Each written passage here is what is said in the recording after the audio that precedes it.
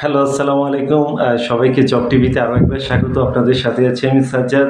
তো আজকে স্বাস্থ্য সহকারী পরীক্ষার সর্বশেষ আপডেট এবং খাদ্য অধিদপ্তর, আ ইউনিয়ন সমাজকর্মী, রেলওয়ে সহ অনেকে জানতে চেয়েছেন অডিটের আ পরীক্ষা কবে হতে পারে, অডিটর পদে যারা আবেদন করেছেন। তো সবকিছু নিয়ে আলোচনা হবে। শেষ পর্যন্ত সাথেই থাকুন। তাহলে চলুন শুরু করা যাক। শুরুতেই আমরা স্বাস্থ্য সহকারী দিয়ে শুরু করি। তো আপনারা স্বাস্থ্য সহকারীর বিভিন্ন জেলা থেকে অনেকে স্বাস্থ্য সহকারী পদে আবেদন করেছেন, দীর্ঘদিন ধরে অপেক্ষা করছেন যে পরীক্ষাগুলো কবে অনুষ্ঠিত হবে। তো অনেকে কমেন্টে জানতে চেয়েছেন কুষ্টিয়া জেলা সম্পর্কে, খুলনা জেলা সম্পর্কে, অনেকে কক্সবাজার। তো আমি কিন্তু আমার ফেসবুক আইডিতে একটা পোস্ট করেছি যে কবে পরীক্ষাগুলো হতে পারে। তো আমি সেই আপডেট অনুযায়ী যদি আমি স্বাস্থ্য সহকারী আলোচনা শুরু করি, তাহলে আমি বলবো যে শুরুতেই কক্সবাজার জেলার পরীক্ষা হওয়ার সম্ভাবনা আছে তাদের কার্যক্রম শেষের দিকে। তো কক্সবাজার জেলার এমসিকিউ পরীক্ষা এ মাসের 25 অথবা আগস্টের 1 তারিখ হওয়ার সম্ভাবনা আছে। তাদের পরীক্ষা হবে এমসিকিউ। যদি আমি সেই সাথে আরও বেশ কয়েকটি জেলার তথ্য আপনাদের সামনে তুলে ধরি, তাহলে কুষ্টিয়া জেলার পরীক্ষাও আগস্টের প্রথম দিকে হতে পারে। তারা বাজেট পাওয়া মাত্রই তাদের পরীক্ষা হবে। সেই সাথে নাটোর জেলার কার্যক্রম শেষের দিকে।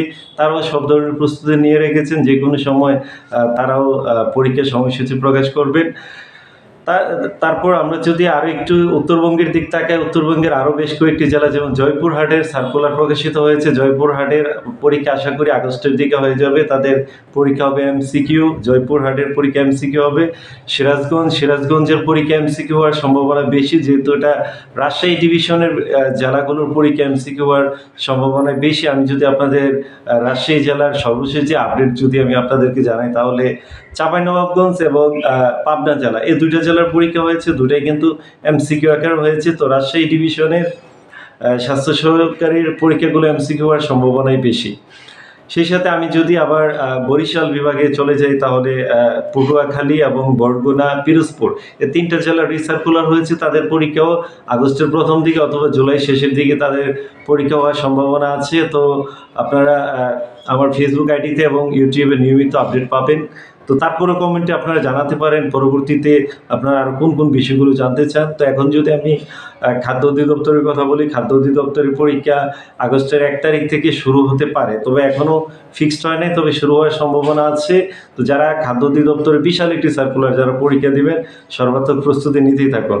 আর ইউনিয়ন সমাজকর্মীর সার্কুলার হবে। অডিটর পদে অনেকে 2021-22-এর দিকে আবেদন করেছেন, যে অডিটর পদে যারা আবেদন করেছেন তাদের পরীক্ষাগুলো কবে হবে অনেকে জানতে চেয়েছেন। তো আপনাদের জন্য কোনো আশার খবর নাই। অডিটর পদে যারা আবেদন করেছেন, আপনাদের অডিটর পদে রিসার্কুলার, বিশাল একটি রিসার্কুলার আগস্টের দিকে হতে পারে। তো আমরা অনেক আগে যোগাযোগ করেছিলাম, তারা এমনটাই জানাইছে যে যদি কার্যক্রম শেষ হয়, অর্থ মন্ত্রণালয় অনুমোদন দিলে, তাহলে আগস্টের দিকে রিসার্কুলার হতে পারে। এই ছিল আমার কাছে থাকা সর্বশেষ আপডেট। তো আমি শেষ সময়ে আমি আপনাদেরকে কয়েকটি সার্কুলার চলমান, সেগুলোর তথ্য জানিয়ে দিচ্ছি। সিভিল সার্জন পটুয়াখালীতে তাদের সার্কুলার চলমান। তারা কিন্তু 124 জন নেবে। আপনারা যারা এইচএসসি পাস করেছেন, ইন্টার পাস করেছেন, তারা কিন্তু আবেদন করতে পারবে। সেই সাথে আরও আপনারা জানেন যে বাংলাদেশ ক্ষুদ্র কুটির শিল্পী কর্পোরেশন বেসিক একটি বিশাল একটি সার্কুলার প্রকাশ করেছে। যারা এসএসসি এবং এইচএসসি পাস, তারা কিন্তু আবেদন করতে পারবেন বেসিকের যে সার্কুলার। তাছাড়াও আমরা যদি আরও দেখি যে বাংলাদেশ গম ও ভুট্টা গবেষণা ইনস্টিটিউট, কিন্তু গবেষণা ইনস্টিটিউট দিনাজপুরে যেটা অবস্থিত, সেখানেও একটি সার্কুলার চলমান। ওখানে 59 জন নেবে। সেখানে আপনারা যারা এসএসসি ইন্টার পাস করেছেন আবেদন করতে পারবেন। তো আরও বেশ কয়েকটি সার্কুলার চলমান। বিস্তারিত দেখতে আমার ফেসবুকে নিয়মিত চোখ রাখতে পারেন। জব টিভি আপনার স্বপ্নের সাথী।